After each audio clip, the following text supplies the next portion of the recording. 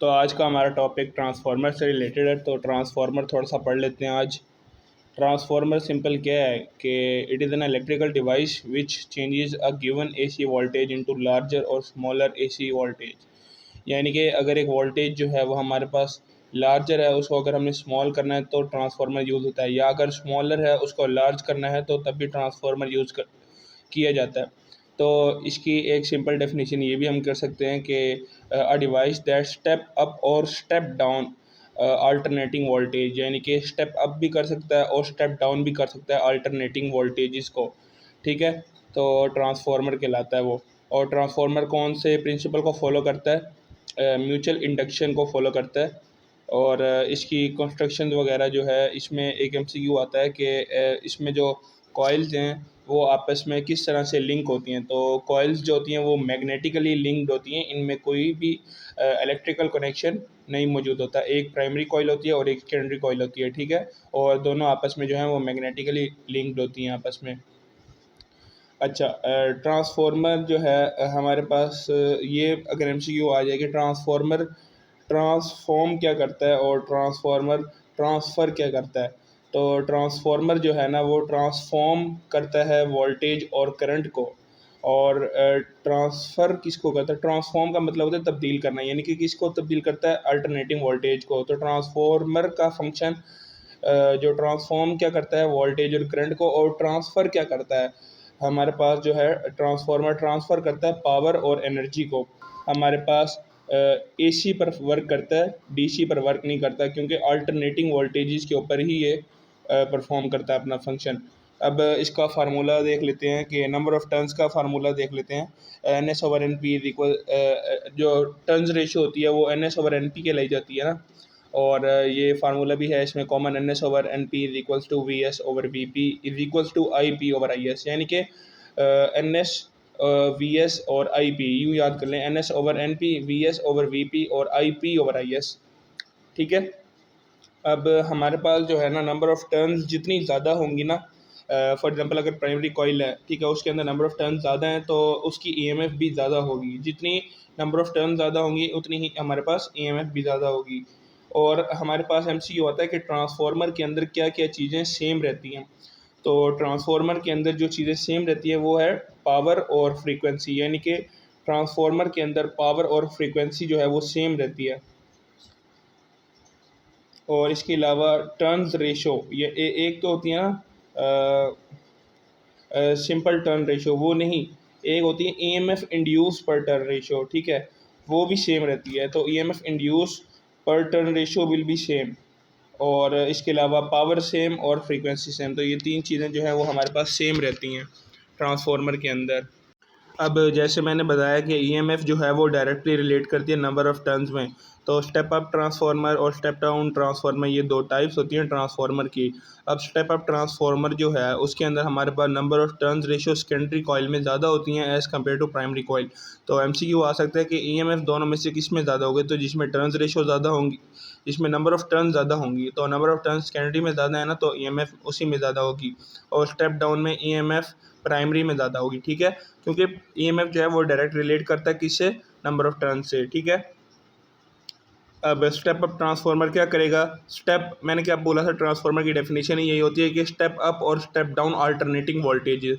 तो step up transformer step up करेगा, यानी कि इंक्रीज करेगा वोल्टेज को और डिक्रीज करेगा करंट को। वोल्टेज बढ़ाएगा तो करंट कम करेगा। ठीक है, और इसके अलावा स्टेप डाउन ट्रांसफार्मर जो है और वो step down transformer step down करेगा वोल्टेज को और स्टेप अप किसको करेगा? करंट को। यानी कि यूँ भी एमसीक्यू आ सकता है कि स्टेप डाउन ट्रांसफार्मर किसको स्टेप अप करेगा और किसको स्टेप डाउन करेगा। तो स्टेप अप का मतलब यानी कि इंक्रीज और स्टेप डाउन का मतलब डिक्रीज। ठीक है, तो step up transformer step up करेगा वोल्टेज को और स्टेप डाउन करेगा करंट को। और इसी तरह step down transformer step up करेगा करंट को और स्टेप डाउन करेगा वोल्टेज को। ठीक है, अच्छा, नंबर जो टर्न्स रेशियो होती है ना, N S over N P, इसको हम आर से डिनोट करते हैं। अब टर्न रेशियो जो है हमारे पास ग्रेटर देन वन होती है किस केस में? अगर हमारे पास कौन सा ट्रांसफार्मर यूज़ किया गया है? स्टेप अप ट्रांसफार्मर, क्योंकि N S over N P होते हैं ना, एन एस ज़्यादा होगी तो turn ratio greater than one होगी, एन एस कम होगी तो turn ratio less than one होगी इन स्टेप डाउन ट्रांसफार्मर। ठीक है, और इसके अलावा जो मैंने वो भी बता दिया कि ट्रांसफार्मर किसके ऊपर वर्क करता है, एसी के ऊपर वर्क करता है, डीसी के ऊपर वर्क नहीं करता। हाँ, अगर प्योर डीसी यूज़ करते हैं तो फिर ट्रांसफार्मर वर्क नहीं करता, लेकिन अगर पल्सेटिंग डीसी यूज़ करें तो फिर हमारे पास ट्रांसफार्मर वर्क कर सकता है। अच्छा, इसके बाद हम लॉसेस के ऊपर आ जाते हैं कि कौन कौन से लॉस होते हैं वो हमारे पास ट्रांसफार्मर के होते हैं, पावर लॉसेस इन ट्रांसफार्मर। तो जो सबसे बड़ा लॉस है हमारे पास जो ट्रांसफार्मर में होता है वो फ्लक्स लीकेज लॉस होता है, जो कि शेल के अंदर होता है और इसको हम शेल लॉस भी कहते हैं। तो एमसीक्यू आ जाता है कि कि large loss in the transformer is flux leakage loss inside the shell, it is also known as shell loss.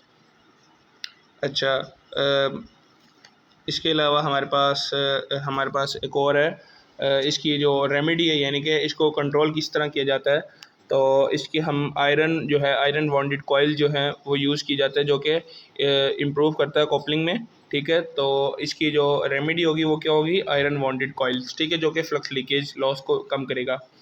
एक और होता है हीट लॉस। हीट लॉस होता है शेल के अंदर, ये रिमूव होता है, इसको यानी कि कम किया जा सकता है by using pure copper wire. पर प्योर कॉपर वायर यूज़ कर सकते हैं या ऑयल यूज़ कर सकते हैं, तो इससे जो है हम हीट लॉस को कम से कम कर सकते हैं।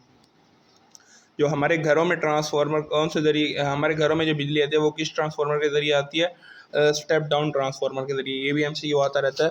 अच्छा, इसके अलावा अब एडी करंट थोड़ा सा पढ़ लेते हैं। एडी करंट हमारे पास जो ये भी एक लॉस है, जो कि कोर के अंदर होता है, और इसको कोर लॉस भी कहा जाता है। और इसकी जो रेमेडी है वो है लेमिनेशन ऑफ आयरन कोर, यानी कि अगर हम कोर के अंदर आयरन की लेमिनेशन कर दें तो इससे हम एडी करंट को कम से कम जो है प्रोड्यूस कर सकते हैं, जिसकी वजह से ट्रांसफार्मर के अंदर जो लॉस है वो कम से कम होगा। ठीक है,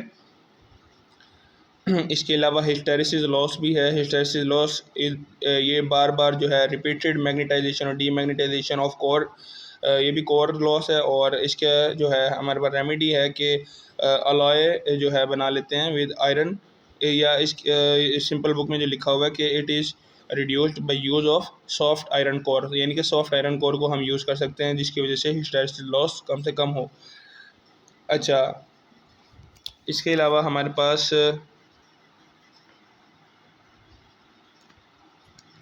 पास अगर कह दे कि efficiency of transformer find out करो कि ट्रांसफार्मर की एफिशिएंसी क्या है, तो एफिशिएंसी का फार्मूला यही है, output power divided by input power multiply by 100, यानी कि power divided by input power multiply by 100। अच्छा, वो जो ट्रांसफार्मर का जो फार्मूला है NS/NP is equal to VS/VP is equal to IP/IS। ठीक है, तो इसको अगर हम क्रॉस मल्टीप्लिकेशन करें ना तो VP IP is equal to VS/IS बनता है। तो power in primary coil is equal to power in secondary coil. ठीक है, तो अगर वो पावर सेकेंडरी कॉइल में दे दे और प्राइमरी कॉइल में दे दे और नंबर ऑफ़ टर्न्स दे दे, तो फिर सेकेंडरी कॉइल या प्राइमरी कॉइल में से किसी एक की number of turns find out करनी है, तो वो हम किस तरह फाइंड आउट करेंगे, NS/NP is equals to power in secondary divided by power in primary.